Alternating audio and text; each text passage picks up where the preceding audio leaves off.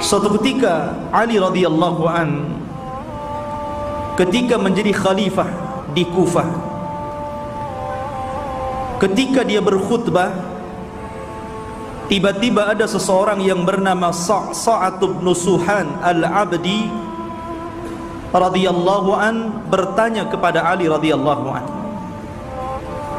Kata Sa'sa'ah bin Suhan, "Ya Amiral Mu'minin, mata yakhrujad dajjal?"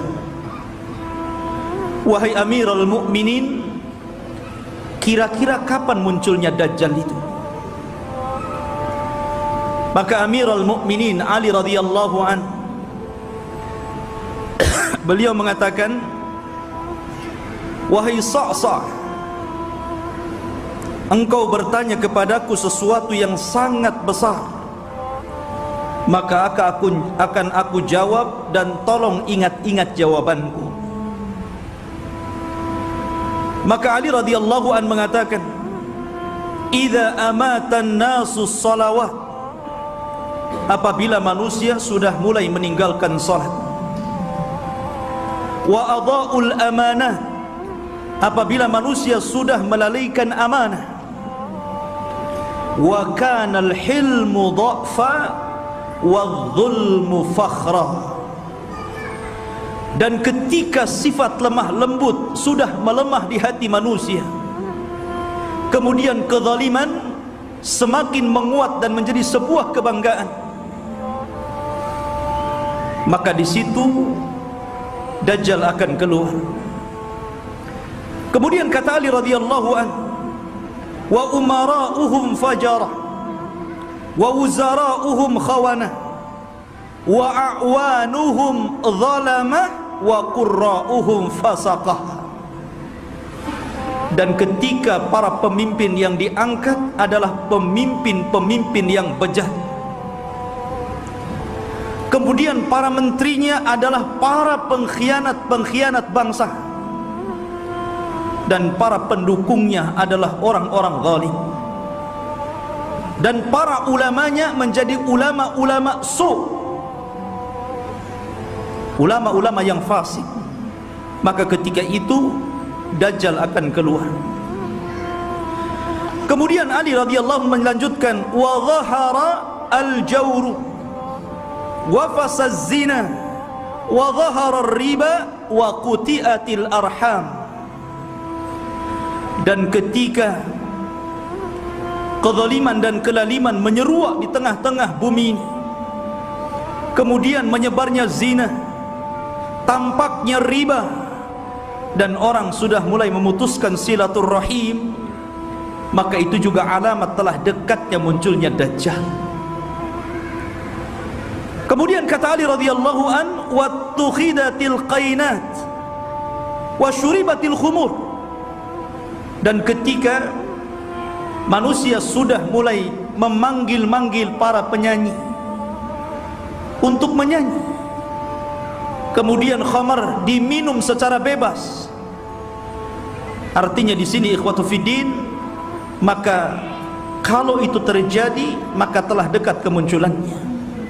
Dan hari ini kita lihat anak-anak kita dicuci otaknya oleh televisi-televisi, kemudian dibayangkan kalau dia ingin seperti selebritis fulan dan fulana, karena merasa bahwa kalau menjadi artis dan selebritis itu hidupnya senang. Kemudian kata Ali radhiyallahu an, "Wa nuqidatil uhud wa dhuyyatil atamat wa tawanan nas fi salatil jamaah." Kemudian ketika manusia sudah mulai tidak peduli dengan janji, mereka khianati janji-janji, kemudian sudah lemah, orang lemah untuk melakukan qiyamul lail. Dan hari ini kita lihat ada orang ikhwatu fiddin, dia rela tidur di siang hari hanya untuk nonton bola dunia di malam hari. Bangun dia di malam hari, kopinya sampai 1 ember biar nggak tidur, dia rela seperti itu ya. Kemudian Dan manusia sudah mulai lalai dan malas untuk solat di masjid, tentu bagi laki-laki. Padahal kata Ali radhiyallahu an, perhatikan, wa zakhraful masajid wa tawwalul manabir wa halul masahif.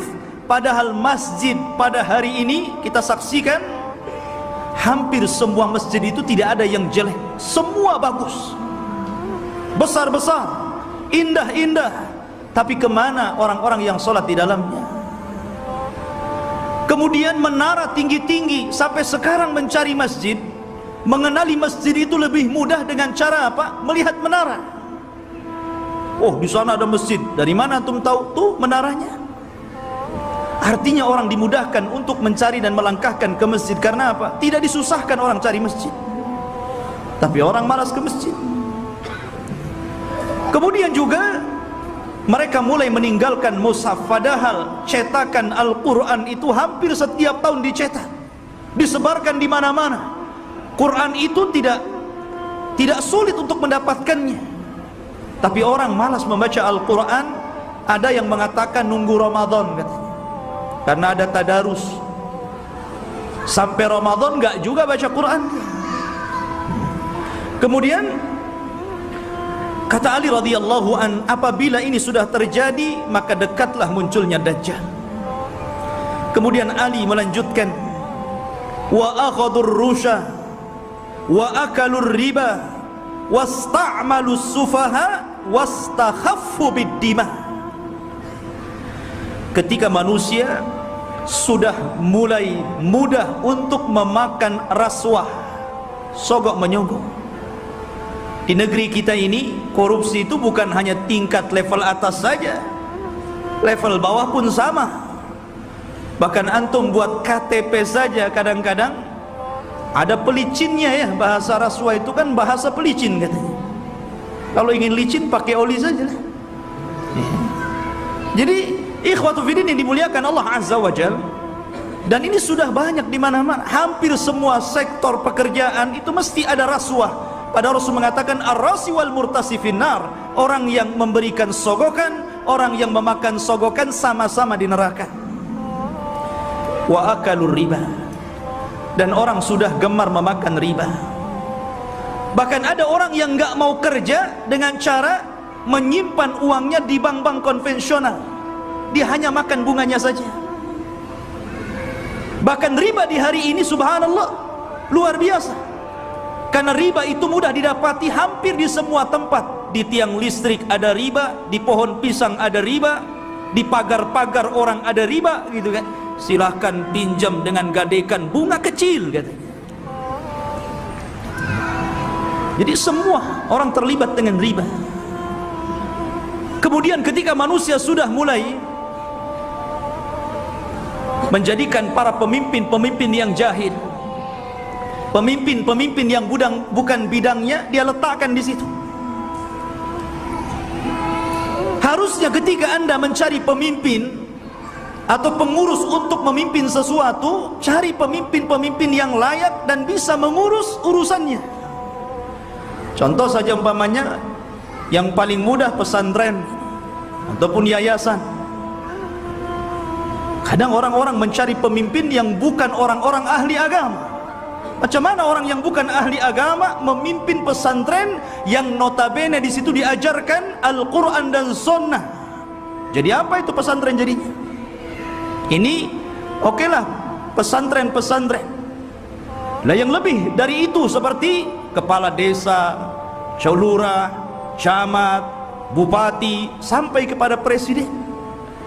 Ketika manusia sudah melalaikan itu, dan mereka juga menganggap remeh persoalan darah.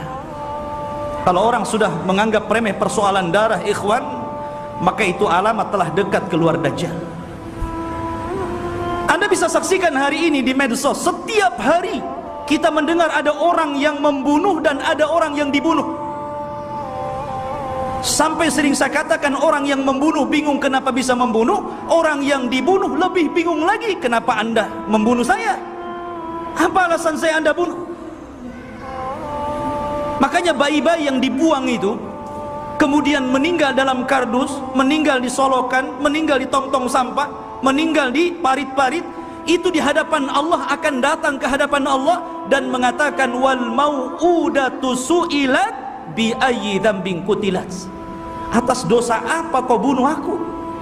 Aku ini salah apa? Aku masih kecil, aku tidak mendolimi siapapun, aku masih fitrah, kenapa aku dibunuh? Kemudian kata Ali radhiyallahu anhu, kalau sudah seperti ini, dekatlah munculnya Dajjal. Kemudian kata Ali radhiyallahu anhu, wa ba'ud dina bid dunya. Dan ketika manusia sudah mulai menjual agama dengan murahnya urusan dunia. Ada seorang wanita nikah dengan bule, nikah dengan orang-orang yang di luar daripada agama Islam. Dia rela pindah agama, yang penting rekening saya gendut, kendaraan saya mewah, rumah megah, kos-kosan banyak, dan begitu seterusnya. Kemudian kata Ali radhiyallahu anhu, wattajaratil mar'atu ala zawjiha hirsan ala dunya. Diperhatikan ibu-ibu. Dan ketika kaum wanita mudah untuk meminta cerai kepada suaminya hanya urusan dunia. Saya sering ke pengadilan agama dan saya lihat tingkat perceraian itu luar biasa di Batam ini. Dan banyak para wanita yang menggugat cerai suaminya hanya gara-gara faktor dunia. Bukan tidak boleh menggugat cerai, kalau ada alasannya silahkan. Tapi kalau urusan dunia, kemudian itu menjadikan seorang istri kurang ajar kepada suami dan meminta cerai begitu saja, apalagi karena ada orang ketiga yang lebih hebat, lebih wah, lebih banyak hartanya, ini sudah lain urusannya. Kemudian kata Ali radhiyallahu an, wa raqibatin nisa 'alal mayasir. Nabi sallallahu alaihi wasallam radhiyallahu an meramalkan seperti ini. Tentu beliau mendapatkan informasi dari Nabi. Dan apabila wanita sudah mulai membawa kendaraan sendiri, di zaman Rasul kendaraan pakai kuda, pakai unta, jarang perempuan naik unta kan, paling dibonceng. Makanya di sini Ali tidak mengatakan dan para wanita menaiki al-ibil, unta, tetapi mengatakan al-mayasir, ditujukan kepada kendaraan-kendaraan modern, mobil, motor. Ya kalau mungkin jaraknya bukan jarak safar, hanya keliling-keliling di Batam, ke pasar. Ini terkadang jarak safar, jarak tempuh yang disunahkan untuk mengqashar dan menjamak sholat pun kita dapati ada perempuan berani loh bawa mobil sendiri tuh. Sudah tidak ada mahram, nekat lagi. Maka ini juga alamat dekatnya munculnya Dajjal. Kemudian kata Ali radhiyallahu watashabbahna nisa birrijal watashabbahar rijalu bin nisa. Ketika mulai perempuan meniru gaya laki-laki, dan ketika laki-laki sudah memakai atribut-atribut perempuan, maka ini pun telah dekat munculnya Dajjal. Kita saksikan hari ini. Kalau laki-laki cari levis ke pasar, habis tuh diborong perempuan. Kalau laki-laki cari celana jeans gitu kan, habis, nggak ada, diborong sama mbak-mbak katanya. Akhirnya laki-laki terpaksa beli rok, beli pakaian-pakaian perempuan. Artinya seperti ini kan. Anda bisa bayangkan tuh, pakaian laki-laki tapi pakai jilbab gitu kan, ketat, pakai lepis, pakai kaos, tapi jilbaban pula dia ya. Yang laki-lakinya parah lagi, anting-anting itu untuk perempuan dia letakkan tutup botol aqua di sini di kupingnya. Antum tahu? Anak itu lihat ada orang pakai anting-anting laki-laki itu, botol aqua di sini. Ya Allah, ini kan atribut perempuan, kenapa pula dipakai laki-laki? Bahkan yang lebih parah, apa yang disebut dengan LGBT itu sudah mulai melembaga loh di negeri kita ini. Mulai melembaga. Bahkan tahun kebelakang itu saya pernah mendengar informasi sampai mereka membuat fikih LGBT. Anda bisa saksikan tuh, fikih LGBT, bagaimana cara wudunya LGBT, bagaimana cara sholatnya LGBT, bagaimana cara puasa LGBT, dan minta pula kemudian diresmikan supaya majelis ulama itu memberikan muqaddimah. Ini kan sudah gila ini. Mereka nggak tahu bagaimana hukuman kaum Lut. Tidak ada hukuman yang lebih parah yang Allah kirimkan kepada mereka. Hati-hati. Di Batam aja banyak itu. Antum kalau keluar ke jalan-jalan, hati-hati kalau ada yang manggil tuh, bang LGBT. Ma'asyiral muslimin rahimani wa rahimakumullah. Kemudian wa kana as-salamu bainahum 'ala al-ma'rifah. Ketika antum mengucapkan salam kepada orang yang antum kenal saja, yang antum enggak kenal enggak antum ucapkan salam. Padahal jelas nih yang pepasan dengan kita ini pakai songkok, pakai pakaian koko gitu kan, rapi. Kita yakin dia muslim. Ya jalan biasa saja. Paling antum itu mengucapkan salam sama yang antum kenal saja. Kalau nampak ada janggutnya, celananya cingkrang, pakai gamis, assalamualaikum. Nah ini sudah tanda-tanda ini. Kemudian kata Ali radhiyallahu an, wa syahida syahidun min ghairi an yustashhad wa halafa min ghairi an yustakhlaf. Ketika manusia sudah mulai berani menjadi saksi padahal dia bukan saksi, bersumpah padahal dia tidak diminta sumpah, anda bisa mendapatkan di pengadilan-pengadilan ini. Ada orang yang saksi itu dijual, dibeli. Kamu jadi saksi bayar sekian, kamu bersumpah saya bayar sekian. Ini banyak sekali yang seperti ini, saksi jualan. Kemudian kata Ali radhiyallahu an, wa labisu juludadh-dha'ni ala qulubid di'ab wa kanat qulubuhum amarrun minas sabri wa alsinatuhum ahla minal asli wa sarairuhum antanu minal jiyaf. Dan ketika manusia-manusia sudah memakaikan bulu-bulu kambing, kulit-kulit kambing pada hati-hati serigala, padahal hati mereka adalah hati yang beracun, yang tidak pernah sabar. Padahal mulut mereka hanya manis di bibir, tapi tidak sebagaimana hatinya. Dan kehidupan pribadi mereka lebih busuk dibandingkan bangkai, kata Rasul. Nabi SAW ingin menyindir siapa? Kayak Ali radhiyallahu ingin mengisyaratkan kepada manusia siapa? Orang-orang yang hanya menampakkan kebaikan padahal di belakangnya orang ini buruk. Bahasa kitanya pencitraan saja, biar orang pengenal saya ini baik, saya ini begini, begini dan begitu seterusnya.